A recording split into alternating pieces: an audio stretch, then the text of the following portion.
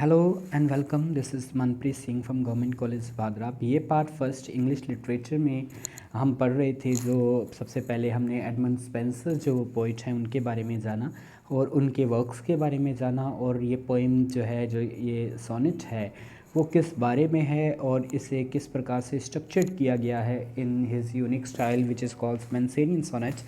सो इस पोइम को अब हम पढ़ेंगे, इसका टेक्स्ट पढ़ेंगे और इसे आप गौर से पढ़ें कि किस प्रकार से जो स्पेंसरियन सोनेट का जो स्ट्रक्चर है, चार चार क्वाट्रेन, तीन क्वाट्रेन चार चार लाइनों के, उसके बाद दो लाइनों का एक कंक्लूज़न, और कैसे उसे राइम स्कीम की गई है, इसे भी आप समझने का प्रयास करें और इस सोनेट को हम पढ़ते हैं। सबसे पहले जो पहला क्वाट्रन है वहीं से हम शुरू करते हैं। सबसे पहला क्वाट्रन पहली लाइन से। One day I wrote her name upon the stand. इस पोइम का ऊपर कोई टाइटल नहीं है, एग्जैक्ट टाइटल नहीं है, इसलिए इसकी जो पहली लाइनें हैं उन्हीं को टाइटल के रूप में लिया जाता है। टाइटल इसका एक्चुअली ऊपर लिखा है उस बुक के अंदर जो एमोरेटी है, वहाँ लिखा है 75th।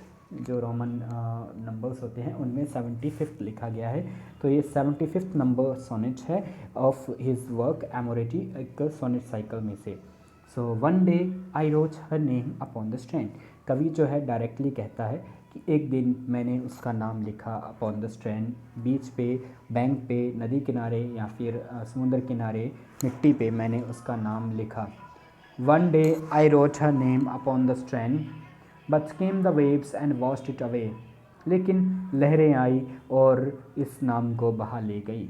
One day I wrote her name upon the strand, एक दिन मैंने लिखा उसका नाम अपॉन द स्ट्रैंड, बीच के उस मिट्टी के ऊपर। बट केम द वेव्स, लेकिन लहरें आई, एंड वॉश्ड इट अवे, इस नाम को बहा ले गई। यानी कि एक नश्वर सा उसने प्रयास किया जिसे पानी ने धो दिया।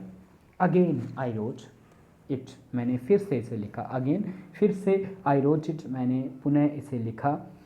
विद अ सेकेंड हैंड, एक प्रकार से सेकेंड हैंड यानी सेकेंडली, मैंने दूसरे हाथ से या दोबारा से मैंने इसे लिखा। But came the tide and made my pains his prey. लेकिन लहर आई, टाइड जो है वो ज्वार होता है, ज्वार भाटा, टाइड एंड फ्लो आपने पढ़ा होगा। टाइड, लहर आई या फिर जो बाढ़ आई या फिर जो थोड़ा पानी का जो स्तर बढ़ा, उसने क्या किया। But came the tide and made my pains his prey. मैंने जो जितनी मेहनत की थी, जो दुख थे या फिर जो मैंने मेहनत करके जो कुछ लिखा था, हिज प्रे, पानी ने अपना विक्टिम बना लिया, अपना शिकार बना लिया मेरी मेहनत को, यानी मेरी मेहनत के ऊपर पानी फिर गया। सो ये पहला जो क्वेश्चन है, इसे अगर आप गौर से देखें तो इसके जो पहली लाइन का लास्ट वर्ड है वो है स्ट्रैंड, और थर्ड लाइन का जो लास्ट वर्ड है वो है हैंड। सो इस प्रकार से स्ट्रैंड, हैंड दोनों सुनने में एक जैसे हैं। सो ये राइम स्कीम में है, इनकी राइम स्कीम है ए ए, ये दोनों। और सेकेंड लाइन और फोर्थ लाइन का लास्ट में है अवे एंड प्रे। जो सेकेंड लाइन के लास्ट में अवे है वो वैसा ही साउंड करता है जैसा है प्रे। सो ये एक प्रकार से राइम स्कीम है ए बी ए बी। इस प्रकार से ये पहले जो है, पहला जो क्वाट्रन है उसकी राइम स्कीम है। सेकंड क्वाट्रन आगे बढ़ता है। When man. वेन मैन का मतलब यूजलेस आदमी या फिर ये बेवकूफ़ आदमी। किसने कहा? सेट सी, उसने कहा। उसकी जो मंगेतर या उसकी जो, माफ़ कीजिए, जो प्रेमिका है, बिलविच है वहाँ पे, उसने कहा बेवकूफ़ आदमी, तुम इस प्रकार से मेरा नाम लिख रहे हो, तुम्हें पता है कि लहरें जो इसे मिटा देंगी। सो यूजलेस मैन हो तुम। When man set see that dust in when असे। दैट डस्ट, डस्ट आजकल डज हो गया है या डू हो गया है। ये ओल्ड इंग्लिश में टी जो है वो यूज़ होता था, जो खास करके जो मध्यकाल के बाद की जो इंग्लिश है वहाँ से। दैट डस्ट इन वेन असे, वेनली, यूजलेसली, तुम इस प्रकार से, असे करने का मतलब होता है अटेम्प्ट करना, इस प्रकार से प्रयास कर रहे हो। उसने कहा useless man, why do you attempt in vain to write my name on the strand, कि तुम इस प्रकार से यूजलेसली, बिना काम के, बिना सोचे समझे, सोचे विचारे मेरा नाम जो है वो यहाँ लिख रहे हो। A mortal thing so to immortalise, कि मैं तो एक मोर्टल थिंग हूँ, यानी कि मैं भी एक नश्वर शरीर हूँ। वो प्रेमिका कह रही है कि मैं भी एक नश्वर शरीर हूँ, मुझे भी एक दिन ख़त्म हो जाना है, मर जाना है। और तुम मुझे इस प्रकार से अ मोर्टल थिंग, एक मोर्टल वस्तु को, एक मोर्टल चीज़ को, सो टू इमोर्टलाइज, इस प्रकार से अमर बनाने का प्रयास कर रहे हो। ये तुम्हारा जो प्रयास है वो वेन है, वो यूजलेस है। For I my self like to this decay, क्योंकि मैं भी इसी प्रकार से, जैसे ये नाम मेरा मिट गया लिखा हुआ, आई माई सेल्फ, मैं भी, मैं खुद भी शैल लाइक टू दिस, इसी प्रकार से मैं भी डिके, धुल जाऊंगी। डिके का मतलब मुरझा जाना या ख़त्म हो जाना, एक प्रकार से मैं भी इसी प्रकार से ख़त्म हो जाऊंगी। एंड एक my name be wiped out likewise, और इसी प्रकार से, या फिर वो एक प्रकार से शिल क्राई ऑफ फियर, एक दुख भरी अदर से बोलती है कि मेरा नाम भी वाइप्ड आउट लाइकवाइज, मेरा नाम भी एक दिन इसी प्रकार से दुनिया से मिट जाएगा, जिस प्रकार से तुम मेरा नाम यहाँ लिख रही हो। सो पहले लाइन में पहला जो क्वार्टन है वहाँ कवि अपना खुद का जो भी वो कर रहा है समुद्र किनारे, वो लाइनें बताता है कि उन लाइनों में वो बोलता है कि मैंने उसका नाम एक दिन वहाँ लिखा, लेकिन लहरों ने उसे मिटा दिया, फिर लिखा फिर मिटा दिया। तो उसकी जो प्रेमिका है ये देखती है और कहती है कि तुम यूजलेसली प्रयास कर रहे हो एक इमोर्टल चीज़ को, एक मोर्टल चीज़ को इमोर्टल बनाने के इस प्रयास में मैं भी एक दिन इसी प्रकार से मिट जाऊंगी जैसे मेरा नाम यहाँ लिखा गया है। तो यहाँ भी जो सेकंड क्वार्टन है, इसे भी अगर हम गौर से देखें तो इनके भी जो चारों लाइनें हैं उनके आखिर के जो वर्ड हैं, असे जो है वो डिके के साथ राइम स्कीम में है, असे डिके, और फिर इमोर्टलाइज जो है वो लाइकवाइज के साथ एक प्रकार से राइम स्कीम में है, इमोर्टलाइज लाइकवाइज। लेकिन इसमें ख़ास बात यह है कि जो असे है और डिके है वो फर्स्ट क्वार्टन के अवे और प्रे के साथ भी राइम स्कीम में है। सो पहला क्वार्टन जो है दूसरे क्वार्टन से एक प्रकार से इंटरलॉक है, एक प्रकार से जुड़ा हुआ है, क्योंकि उसकी राइम स्कीम जो है बी वाली राइम स्कीम जो है सेकंड क्वार्टन के बी वाली राइम स्कीम के साथ मैच करती है, इसलिए ये एक प्रकार से इंटरलॉक्ड क्वार्टन है। ये अलग स्टाइल है स्पेंसर का। शेक्सपियर भी इसी प्रकार से चार चार लाइनों की सोनेट, चार चार लाइनों के क्वार्टन लिखते हैं, परंतु उनके जो राइम स्कीम है वो इस प्रकार से नहीं होती। थर्ड स्टैंजा जो है,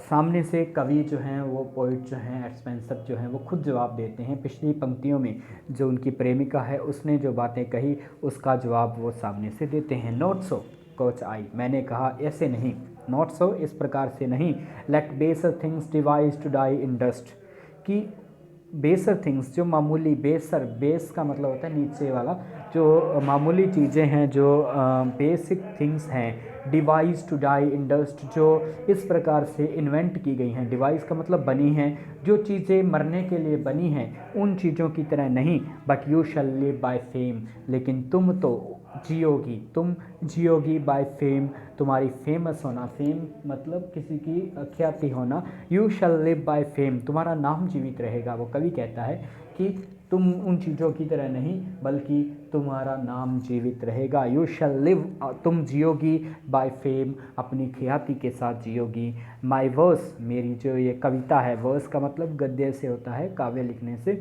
माई वर्स योर वर्च्यूज़ रेयर, जो तुम्हारे वर्च्यूज़ रेयर हैं, तुम्हारे जो सद्गुण हैं जो रेयर है, आम लोगों में नहीं होते, तुम्हारी जो खूबियाँ हैं उन खूबियों को शैल इटर्नाइज, मेरी जो ये कविता है या मेरी और जो वर्स है, मेरी जो पोइट्री मैंने जितनी भी लिखी है उस पोइट्री में मैं तुम्हारे वर्च्यूज़ रेयर, जो रेयर वर्च्यूज़ हैं, जो कम लोगों में पाए जाने वाले जो सद्गुण हैं, तुम्हारी जो खूबियाँ हैं उन्हें इटर्नाइज कर दूंगा। मैं अपनी कविता के माध्यम से तुम्हें इटर्नाइज, इमोर्टलाइज कर दूंगा, इटर्नल बना दूंगा। तुम्हारा नाम जब तक कविताएं पढ़ी जाएंगी तब तक तुम्हारा नाम लोगों को याद रहेगा। And in the heavens write your glorious name, और मैं तुम्हारा नाम जो है आसमानों पे या स्वर्ग में, हेवंस आसमानों के लिए भी यूज़ किया जाता है, and in the heavens write your glorious name, तुम्हारा जो ग्लोरियस, जो स्प्लेंडिड नाम है, शानदार नाम है, वो मैं आसमानों में या स्वर्ग में लिख दूंगा। तो कवि जो है सामने से जवाब देता है। पिछले क्वेश्चन में जो इसकी प्रेमिका है उसके शब्दों को कवि जो इन्वर्टेड कॉमास में लिख के ये बताता है कि उसने ये कहा, और सामने से कवि ने कहा कि नहीं, मैं अपनी कविता के माध्यम से, मैं अपनी वर्स के माध्यम से तुम्हारा नाम, तुम्हारे जो स्पेशल सद्गुण हैं, जो तुम्हारे वर्च्यूज़ हैं, जो गुण हैं, उन्हें मैं इमोर्टलाइज कर दूंगा, इटर्नाइज कर दूंगा। तो यहाँ तक 3 क्वेश्चन पूरे होते हैं। तीसरे क्वेश्चन में हम देखते हैं कि जो डिवाइस और इटरनाइज है वो दोनों आपस में राइम स्कीम में है, सी सी, और फेम नेम के साथ डी डी के, यानी कि उस प्रकार से राइम स्कीम में है।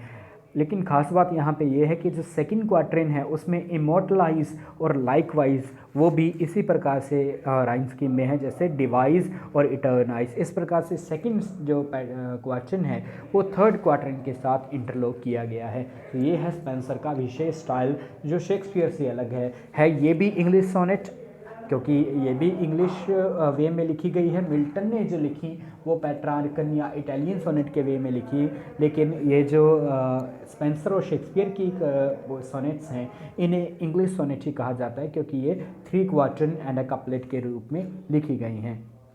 सो आखिर में 2 लाइनों की एक कपलेट है, where when as death shall all the world subdue, कि देखो जब वेयर या जहाँ पे व्हेन जब as death shall all the world subdue, जब मृत्यु ने सारी दुनिया को सबड्यू कर लिया होगा। मृत्यु किसी को नहीं बख्शती, मौत जो है वो सबके लिए, हर चीज़ का एक दिन अंत है, जिसका जन्म है उसकी मृत्यु है। When as death shall all the world subdue, जब सारी दुनिया को मौत ने सबड्यू कर लिया होगा, सप्रेस कर लिया होगा, दबा लिया होगा, अपने प्रभाव में ले लिया होगा। ओवर लव शैल लिव, हमारा प्यार जीवित रहेगा। एंड लेटर लाइफ रिन्यू, हमारे प्यार एक नई जीवन रिन्यू करेगा, दोबारा जीवित होगा। किसके माध्यम से? कविता के माध्यम से, वर्स के माध्यम से। सो उनका जो सपना है या वो कविता के माध्यम से अपने प्यार को हमेशा जीवित रखना चाहते हैं। सो वही हम आज जब उनकी इस पोइट्री को पढ़ रहे हैं तो हम उनके प्यार को याद कर रहे हैं। सो कहीं ना कहीं वो कवि अपनी बातों में सफल भी होते हैं। और इन 2 लाइनों को कहा जाता है लास्ट की जो एक कपलेट है, कंक्लूजन है। कपलेट होती है जो 2 लाइनों के अंदर दोहा टाइप होता है, जिसमें सबड्यू रिन्यू दोनों की राइम स्कीम एक जैसी है। सबड्यू रिन्यू दोनों का जो आखिरी वर्ड है, सो ये कपलेट है। इस प्रकार से ये 14 लाइन की सोनेट जो है वो पूरी होती है। सबसे पहले 3 क्वार्टरन है, उसके बाद लास्ट में जो है एक कपलेट है। कुल मिला के 14 लाइन्स की ये एक सोनेट है। इसे कहा जाता है सोनेट बाय स्पेंसर इन अ स्पेंसरियन स्टाइल। सो आप इस पोइम को पढ़ें। ये जो टेक्स्ट है, ये जो स्लाइड्स हैं वो भी मैं आपके साथ शेयर करूंगा PDF फॉर्म में। आप इसे व्हाट्सएप पे देख सकते हैं। अगर आपको कोई पढ़ने में समझने में दिक्कत आए तो आप सवाल कर सकते हैं। इन्हें सीरियसली पढ़ें, क्योंकि इसे ही कक्षाएँ मानते हुए हमें सिलेबस को करना पड़ेगा। धन्यवाद।